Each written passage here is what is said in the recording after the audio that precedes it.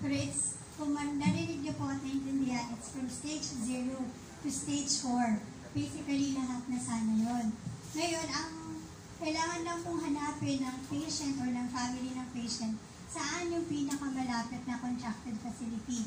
And then, pagdating po sa contracted facility, para po mapadali yung kanyang pag-avail ng benefit package, we required each contracted facility to assign a Z-Benefits Coordinator.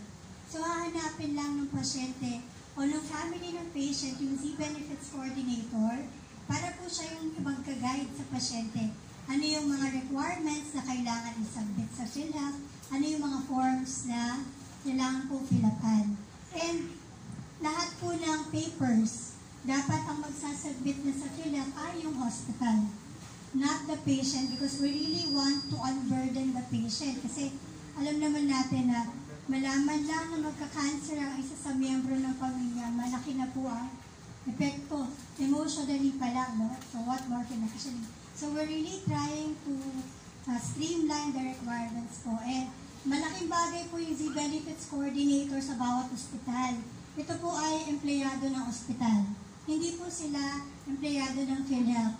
And sa mga previous na communications po namin sa mga hospitals at sa patients, malaking tulong daw yung Z-Benefits Coordinator. So, yun po yung tumutulong sa kanila para ipalala kailan ang next check-up, ano yung kulang niyang requirement na kailangan i-comply.